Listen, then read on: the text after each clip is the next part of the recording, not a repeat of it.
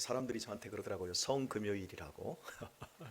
고난주간 예수님께서 십자가에 못 박히신 날을 기념해서 로만 캐톨릭 쪽에서 성금요일이라는 말을 씁니다. 그리고 우리 개신교에서도 많이들 씁니다. 오늘만 십자가에 못 박히신 것 아니지요. 그렇죠? 13일의 금요일, 아주 잔인하고 무서운 공포스러운 서양 사람들이 정한 금요일도 있습니다. 금요일만큼 오늘만 성스러운 것이 아니라 어제도 성스러웠고 내일 토요일도 성스럽습니다. 맞지요? 우리가 어떻게 사느냐에 따라서 우리의 삶의 모습은 달라지게 되어 있습니다. 오늘만 성스러운 것이 아니라 매일매일 매 시간 매 순간 성스럽게 살아가는 우리 모두가 될 수 있기를 소원합니다. 우리가 읽은 본문은 주님의 이런 마음을 품고 살아라, 예수님의 마음이다. 근데 그는 근본 하나님의 본체시나 하나님과 동등됨을 취할 것으로 여기지 아니하고 오히려 자기를 비어 사람의 모양으로 나타나셨음에 곧 종의 형체를 가졌다. 그러면서 아주 결정적인 것, 죽기까지 복종했다. 죽기까지 자기를 낮췄다. 바로 이 마음 가지고 살아라. 그런데 1차적으로는 바로 이 마음 가지고 형제와 자매들이, 즉 교회 안에서, 빌립보 교회 안에서 너희들이 이런 마음으로 교회를 일구고 교회가 되어야 된다라고 말씀하고 있는 거예요. 그리고 본질적이고 궁극적으로는 우리의 삶의 전 인생이 바로 이 마음을 품어야 된다. 이 겸손함과 이 낮아짐, 이 낮춤으로 살아야 된다. 이렇게 우리에게 말씀하고 있습니다. 그런데 여러분, 정말 우리가 이렇게 살아도 될까요? 우리가 살고 있는 이 세상은 약육강식의 세상입니다. 항상 힘의 논리에 의해서 지배가 되고 있습니다. 서바이벌, 정글 게임 속에서 살고 있는 현실입니다.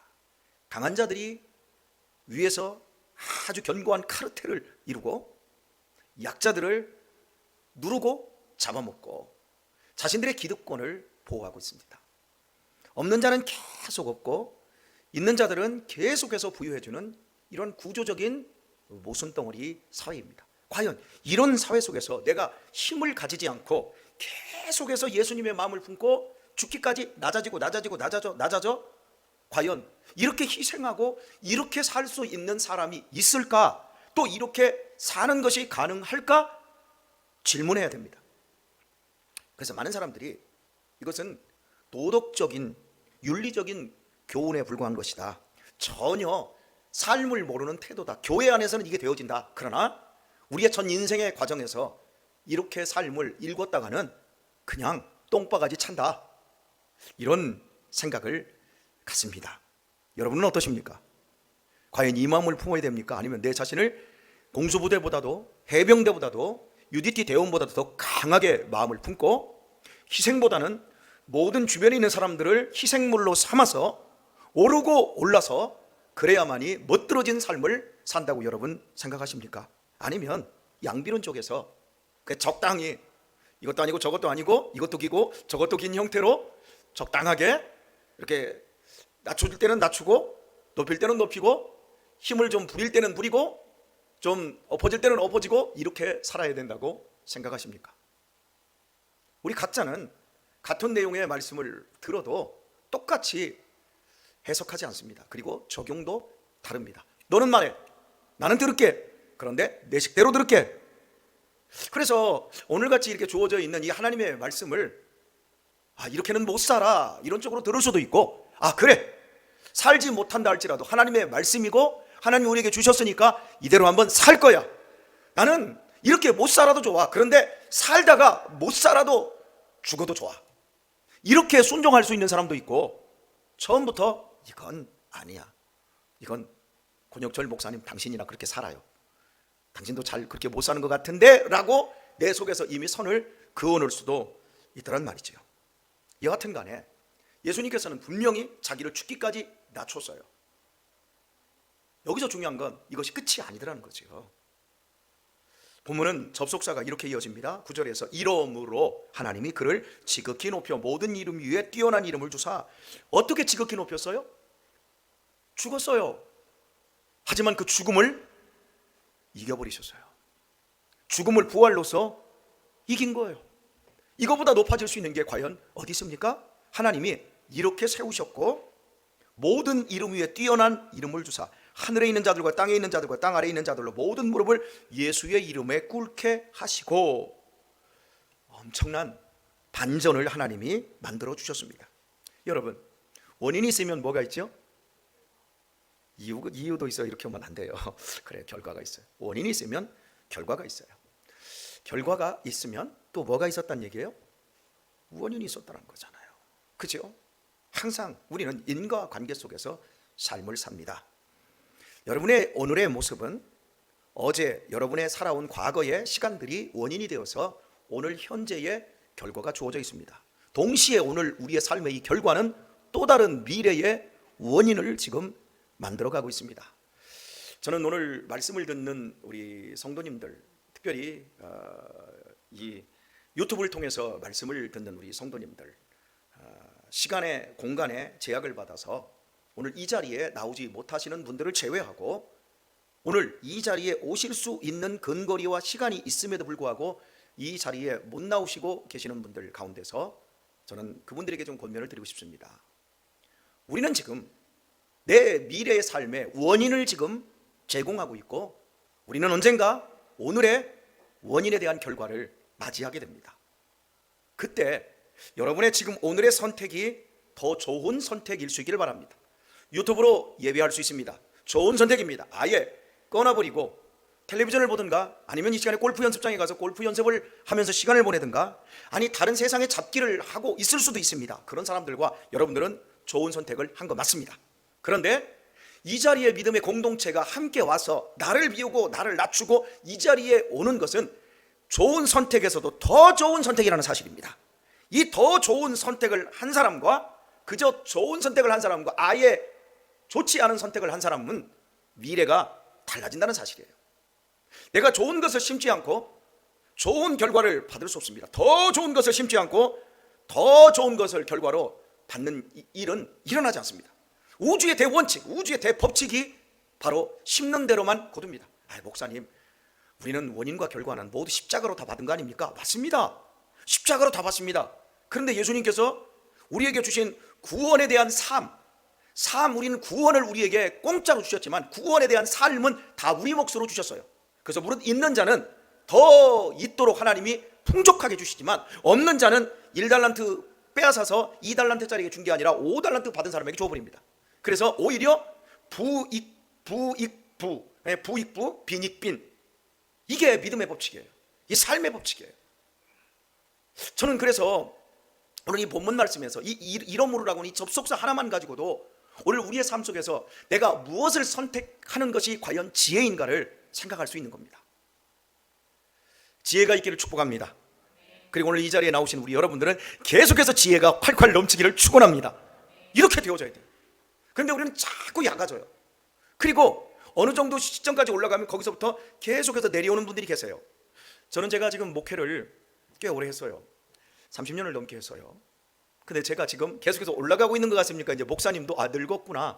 그래서 이제 목사님도 안일하게 행동하려고 하고 좀 쉬려고 하고 이러면서 젊은 날은 굉장히 진보적이고 개혁적인 성향이었는데 이제 나이가 50대 중반을 딱 되니까 이제 목사님도 보수주의자가 되어가고 안주하려고 하고 있구나 하면서 꺾인 느낌이 듭니까? 계속 올라가고 있는 것 같습니까? 제가 이 몸뚱이 가지고 뭘 못하겠습니까? 그런데요, 이 몸뚱이 가지고 제가 제일 하고 싶은 것은 하나님의 부흥을 이 땅에 가져오는 거예요. 사람들이 예수님을 알고 사람들이 변하여 인생의 꿈이 바뀌고 인생의 삶의 목적이 바뀌고 이곳에서 삶의 태도가 겸손해지고 밝아지고 나도 뭔가를 하고자 하는, 하나님을 위해서 뭔가를 하려고 하는 그런 헌신적인 사람들로 바뀌는 진정한 부흥을 일구는 그런 목사가 되고 싶습니다. 여러분, 이러므로라고 하는 이 접속사 속에서 오늘 우리가 예수님은 죽기까지 저 밑까지 그냥 떨어지셨는데 하나님께서 이러므로 하나님이 그를 지극히 높여 이렇게 말합니다. 여러분, 스스로 높아지고자 하면요, 이러므로 하나님이 그를 지극히 낮춰버립니다. 이건 제가 경험을 해봐서 알아요. 제 스스로가 높아지고자 젊은 날 무던히도 애를 썼었거든요. 그런데 제가 낮추지 않으니까 하나님이 결국에는 하나님이 저 밑바닥까지 낮추시고 발로 밟아버려요. 그리고 나서 하나님이 알게 해주셔요.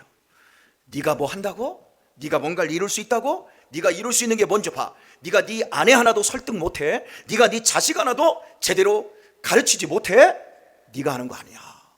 겸손해라. 따져져라. 애통하는 심령 가지고 내 앞에 엎드려.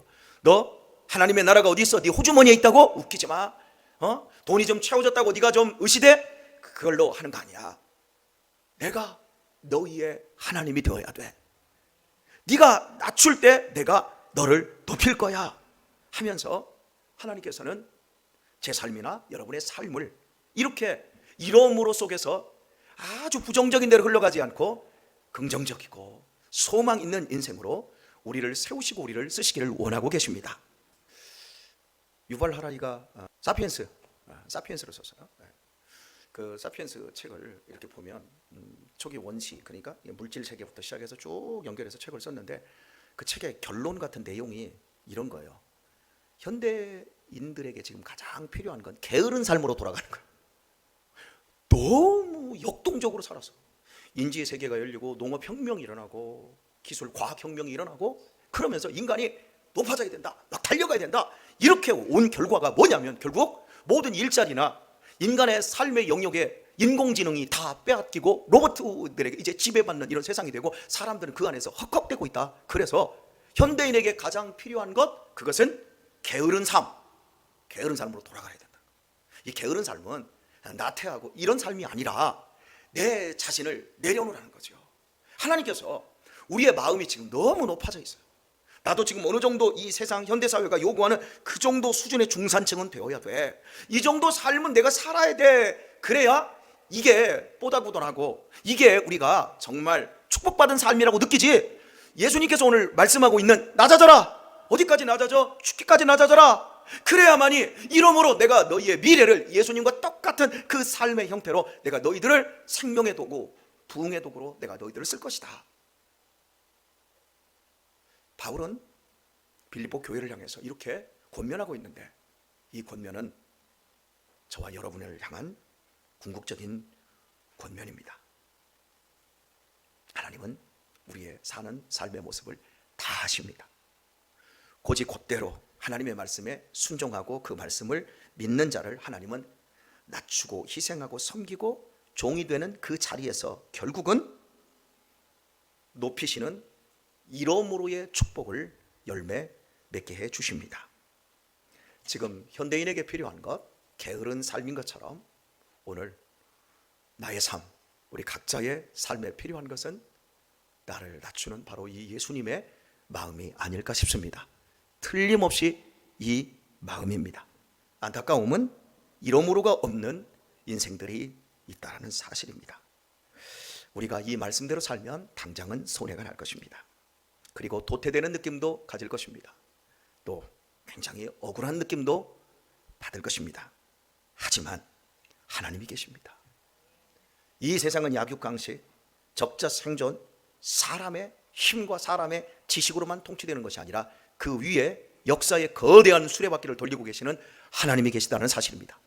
하나님께서 우리 각자 한 사람 한 사람들을 다 만지시고 완벽한 계획을 세우시고 우리를 높이시기도 하시고 낮추시기도 하신다는 사실을 기억하도록 하십시다. 그리고 예수님이 죽기까지 복종하셨듯이 우리도 하나님의 말씀에 죽기까지 복종하여 우리의 숨이 끊어지기까지, 우리의 심장에 뜨거운 피가 싸늘하게 식어지기까지 이러므로의 삶을, 그 결과 있는 삶을, 그 아름다운 결과 지어질 그 삶을, 하나님께서 역사하실 그 삶을 향하여서 낮아지고 더 낮아지고 더 낮아지는 우리 모든 성도님들 되실 수 있기를 우리 주 예수님의 이름으로 축원합니다. 찬양드립니다.